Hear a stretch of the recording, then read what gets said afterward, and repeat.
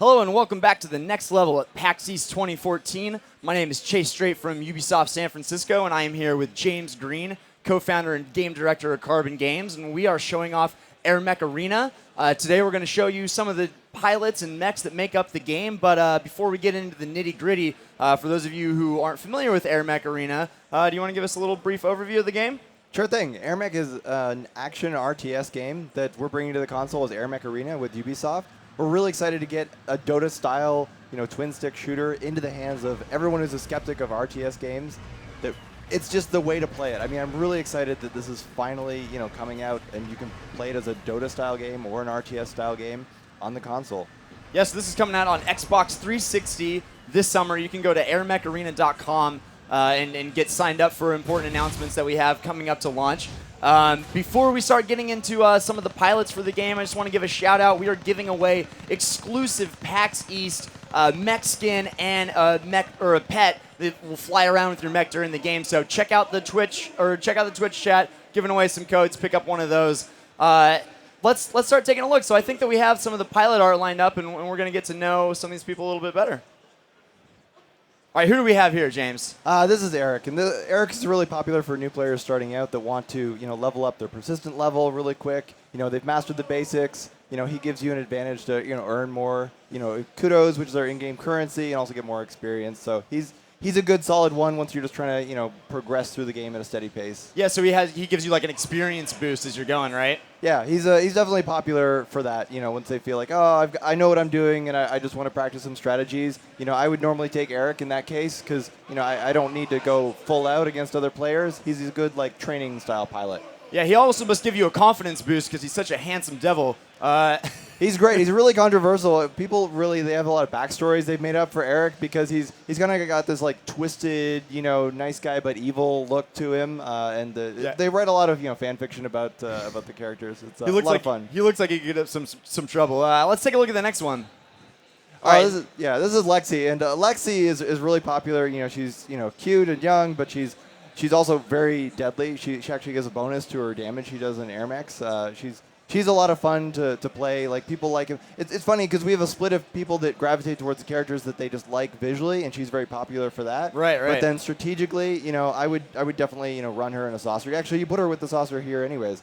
That's a good combination for Lexi. That's awesome. She looks like she could be like Eric's little sister or something like that. Maybe not quite, but maybe not. Well, let's move on to the next one.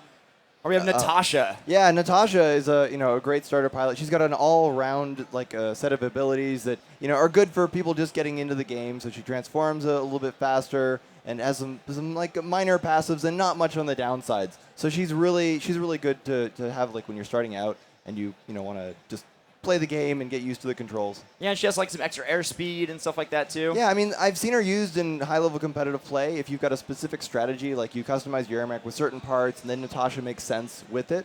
We find that people go through cycles, which pilot makes sense for them at what time. Because a lot of people, they say, it's like a giant robot game. No, it's actually not. It's a giant mech game. Right. And so choosing your pilot and what passives they give, to your army and to your mech is a super important part of the play. It adds a lot of depth.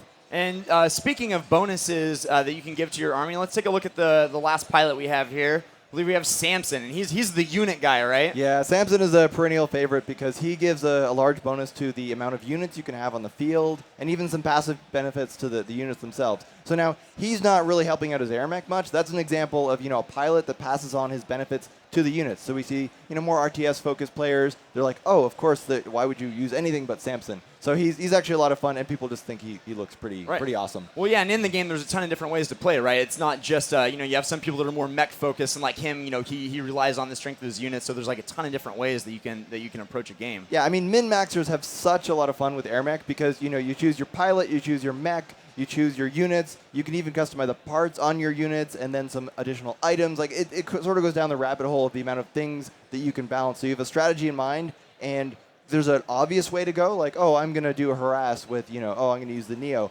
people are like, well, maybe if I use this pilot with the striker and then these items in this unit, I can do a better harass. And you kind of disguise that you're going to come at them with a harass because you're not using the typical loadout. That's awesome. So, and these pilot art, this is kind of like a new look for the game, right? It's been kind of upgraded recently. Yeah, definitely. When we started working with Ubisoft, we made the decision that we wanted to sort of like take Air Mech a little bit up markets. We've learned from other games like League of Legends and stuff that a long time ago they started out, it was kind of casual, a little cartoony to start, and that was great. It was passable, but then over time, you level that up and you say, okay, we want to take this more serious and have some gorgeous art, and we found some great artists to work with. And, it was just sort of at the right time to do this. Absolutely. Yeah, So I mean, we're excited about bringing it. it into the new era. I mean, it's still a super colorful, fun game, but it's cool to see sort of the more hardcore-looking pilots that you can play. Yeah. Now, speaking of the pilots, let's see what they are actually piloting. I think we got 4 mechs queued up here. Which mech is this? This is the Neo, and the Neo is our harass mech. He can go stealth mode. He can stun lock people with his stasis blast. He's kind of lighter weight. He doesn't take quite as much punishment as some of the other mechs. But he's the Joker and Trickster. He's really fast. Got a cloaking ability? He's technically the least popular mech, Okay. unless you look at the high-level play. And then he's very popular in the high-level play. Okay, so one of those that you really have to know how to play him for him to be an effective mech. Yeah, we definitely see every different skill level of players. They gravitate towards different mechs. And, we just want to enable that. In the end, they're all balanced against each other. So at the high-level play, you see people use everything. Awesome. All right, let's see what we got next. Oh, this is the Osprey. This is our classics, support. This is your personal favorite, I right? love it. I always play support classes myself, and this guy can heal people. He's always there, supporting his units. So you might kill him, but he's got this ironclad defense of units that he's keeping alive, and he's really hard to get stomp out and get past. I love to support the rest of my team. That's the type of player I am, and you'll definitely want to check out the Osprey for that. That's super cool. Yeah, I love the Osprey. Let's see what we have next up here. Oh, the Paladin. The Paladin. Actually, the normal Paladin is, very Paladin-esque looking. This is our the Gothic Paladin, we call it. We have different lines of skins, and this is the Gothic one. He's super popular. Actually, all the Gothic lines are super popular. Those are our skins, by the way, because it's a free-to-play game. We sell, cosmetic, enhancements to it. We're not going to sell gameplay advantages. We're, a very fair-to-play, Dota-style game. So we're not gonna sell any advantage. This is the Gothic Paladin skin. And we actually named it to be super obvious. I want something that has Paladin-like abilities. Well, you should play the Paladin. The Paladin. Yeah. It was actually one of the code names for the Chinook chopper that is based off of. So he's great at transporting units around. He's got this big, heavy, riot shield that will actually take a lot of damage from the front. He takes reduced damage from the front. The only air mech that does that. And he's got these auras that will help out his unit. So he's actually, specifically, he's like a Diablo 2 Paladin. Okay. If that so he's makes got sense. a lot of heavy CC too, right? Yeah, he's got some CC abilities. He's got this hammer he can throw it and stun people. It's a lot of fun to play. I like playing the Paladin. Yeah, it's super cool. I just love these skins. You kick some butt and look pretty hardcore while you're doing it.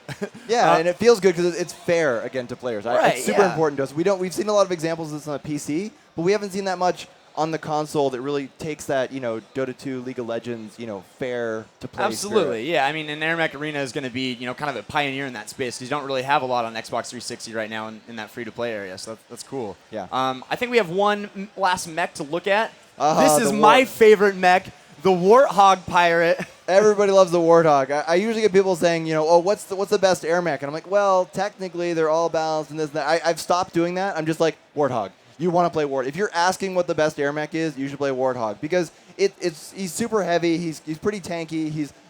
You see that giant minigun. He deals a ton of damage. He's really hard to kill. He's not good at transporting units around, but a lot of players, they just gravitate towards that. I want to just blow stuff up.